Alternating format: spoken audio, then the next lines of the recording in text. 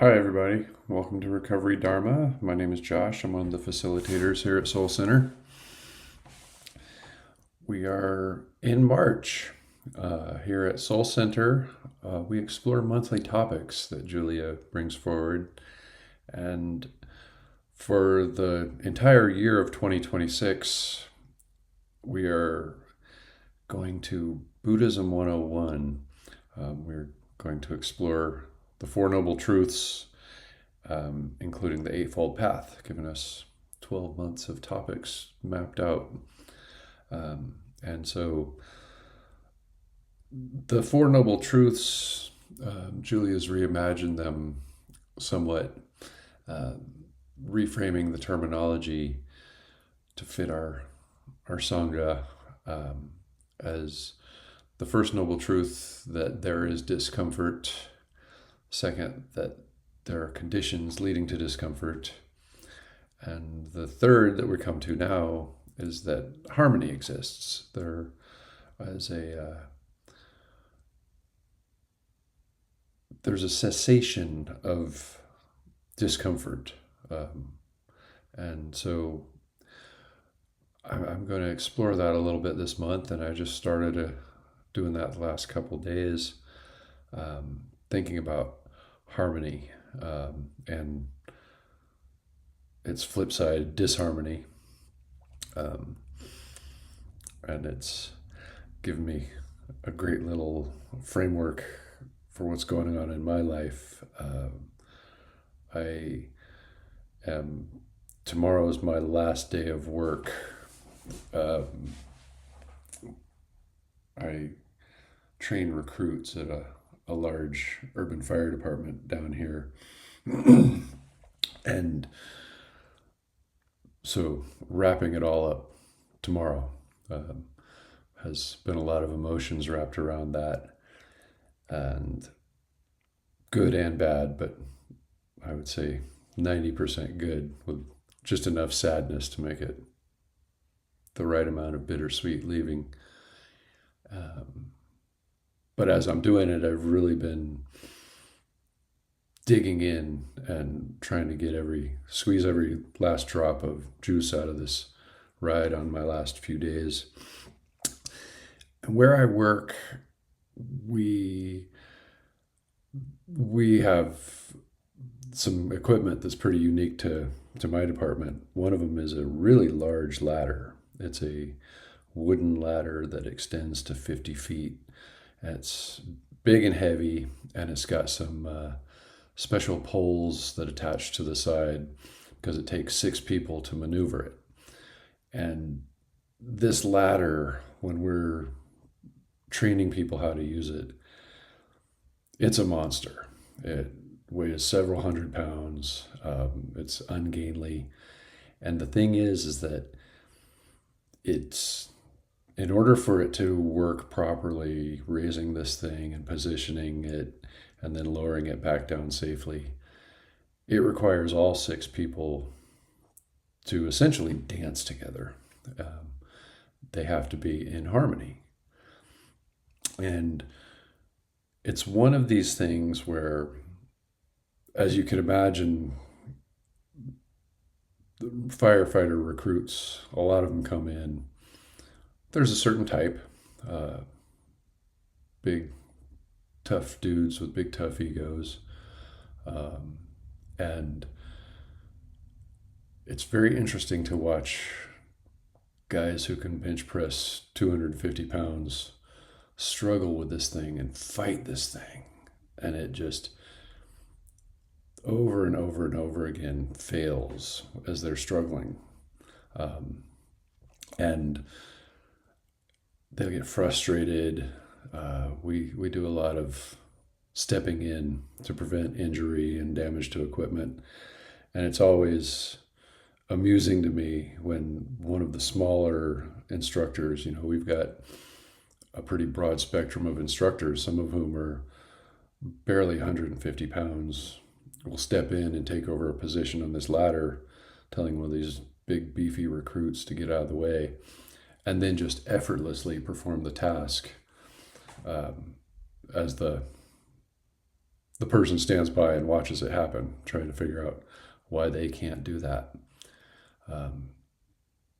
And eventually it clicks.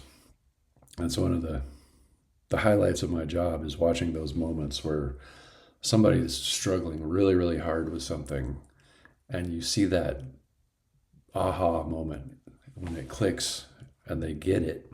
And it's like riding a bike as a kid, when your parent let go of the rear of the seat and you found yourself driving down the street with nobody holding on. And it's one of those things that once you get it, you've got it. You have it forever. And seeing that and watching how somebody can go from fighting so hard to operating with effortlessness when the ladder didn't change. The ladder weighs the same. It's still the same number of people operating it. All the moving parts on it are the same moving parts. It as a metaphor for life and recovery. I find it to be just perfect because for myself, having found this practice and learned more about finding harmony, coping with my habit energy in ways that is more in line rather than in conflict, has really made recovery less of a struggle for me. And, like that ladder still weighing several hundreds of pounds, my habit energy is still there. There's moments where I find myself feeling like I've got the weight of that ladder coming down on me all by myself. But most of the time now, I don't struggle with it.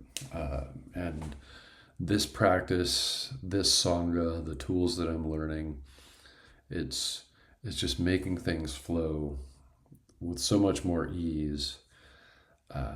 And that word practice really, really applies because, yeah, there are days when it's more of a struggle than others, but just as I continue along with this, and the more I learn about this practice, I learn about myself.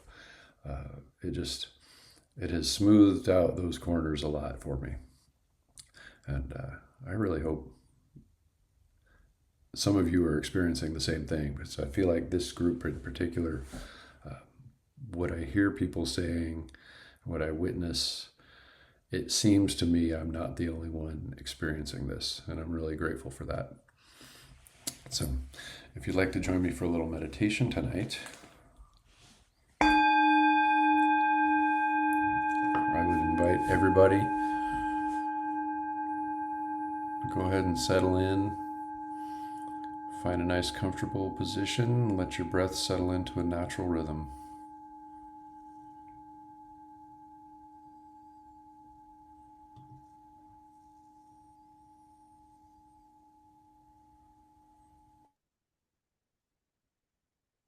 Tonight, let's reflect on the third noble truth that discomfort can come to an end, that the unease, tension, and restlessness we experience are not permanent fixtures of life. There is a way for discomfort to diminish. There is a way for the heart and the mind to know peace. The third noble truth points to cessation, the calming, fading, the quieting of forces that create discomfort. It does not promise a world without changing conditions, but rather it invites us into harmony with them. Discomfort often begins as subtle disharmony, a resistance in the body, or clenching in the mind, a quiet argument with reality. When you think about those disharmonies, try to pivot and imagine the concept of harmony. Harmony in music arises when notes blend in a way that feels balanced and complete. No single note overpowers the others. Each sound has its place, like a beautiful piece of music. The sound of Om as it's chanted in a group. In the same way, harmony in your inner life means your thoughts, words, and actions are aligned. Your intentions are clear. Your behavior matches your values. Your inner world is not fighting itself.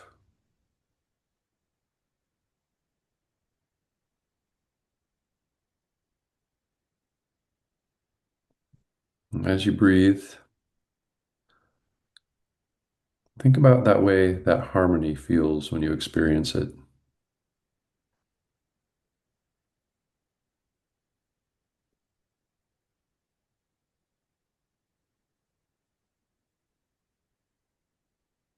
Now,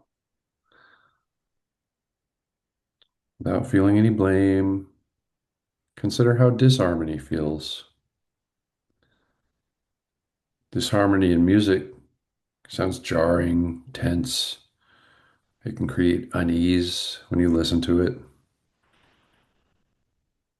Disharmony in our lives can feel like saying one thing when you mean another, acting in ways that contradict your deeper wisdom, wishing for peace but clinging to resentment, letting our negative habit energy influence our decisions against our better judgment. These inner contradictions generate discomfort, but this disharmony is not a moral failure. It's simply misalignment. Third Noble Truth reminds us that when the causes of discomfort ease, discomfort itself eases. When clinging softens, resistance relaxes, when unskillful patterns are released, harmony naturally returns.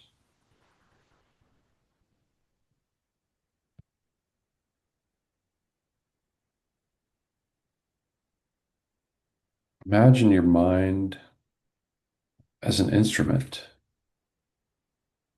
With each breath in, you gently tune. With each breath out, you release tension. Breathing in, tuning, breathing out, softening.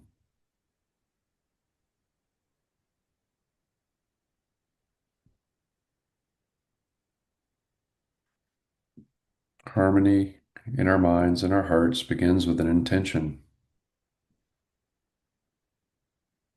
Ask yourself right now, what is your deepest intention? Is it peace, kindness, sobriety? Whatever it is, let that intention settle in the center of your awareness and reflect on harmony between thought and action.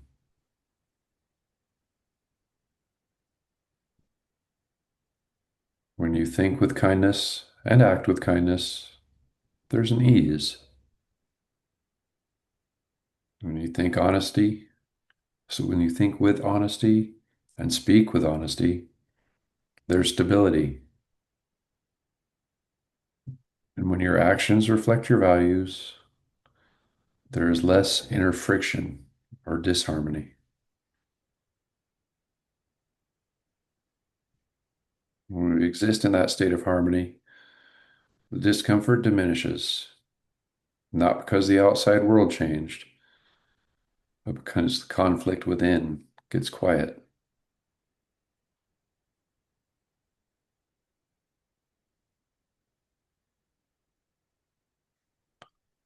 Think back and consider a time when you acted in alignment with your values. Recall that feeling in your body. Maybe there was just a steadiness in your heart and your mind, a quiet confidence, a sense of things being right. This is harmony.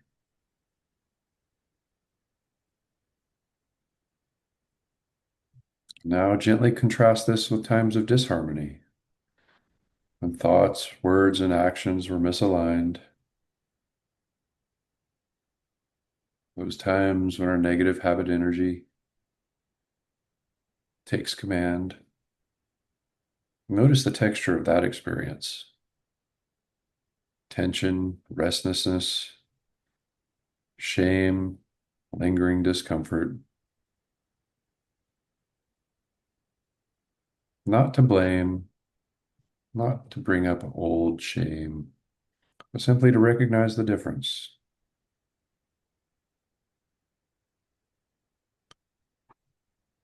The third noble truth teaches us that freedom from discomfort is possible, not by forcing the world into agreement with us, but by bringing ourselves into alignment with wisdom. Harmony doesn't mean perfection, it just means the willingness to notice when we are out of tune and a willingness to gently adjust.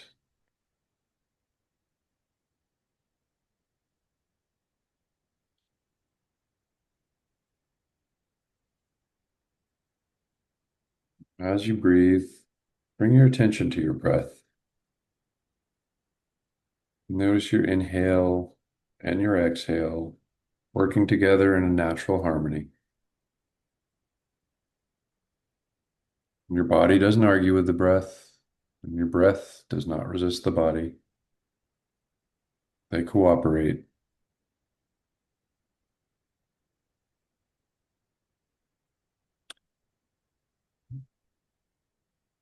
As you experience that sense of harmony, expand that idea outward.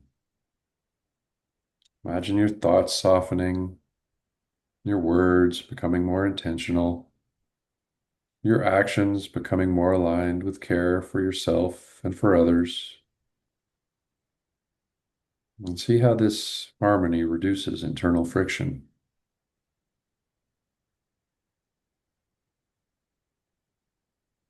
This alignment causes the discomfort to fade, grasping to fade.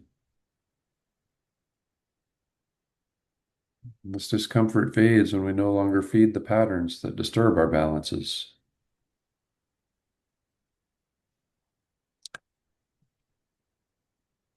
The ending of discomfort is not dramatic, doesn't happen all at once, but it's subtle. The quiet easing of tension, the cooling of heat, the settling of turbulence. Like the surface of a lake, as the wind stops, ripples die down, become smooth. When the winds of craving, aversion, and confusion quiet, the surface of our lake clears and the reflection becomes undistorted. There's harmony in this stillness.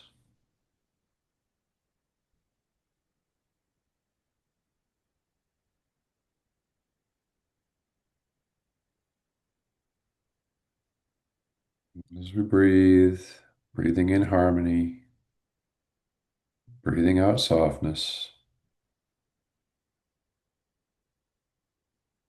Notice if you think of any disharmony in your life, how you can hold it gently.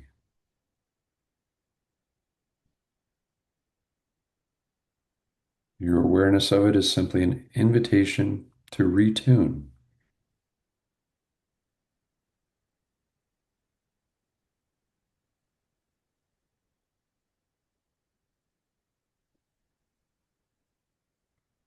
As we come toward the close of our meditation, Reflect on one small way that you can cultivate harmony. Perhaps a thoughtful pause before speaking, perhaps choosing patience over irritation, perhaps aligning in action with a deeper intention. As our small harmonies accumulate, gradually discomfort will lessen. Namaste.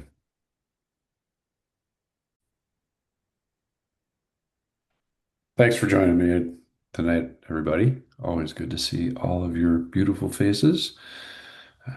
Look forward to seeing more of you very, very soon. I'd like to offer a dedication of merit. May any clarity or harmony cultivated through this practice reduce discomfort within ourselves and others. May our thoughts and actions grow increasingly aligned with wisdom and compassion.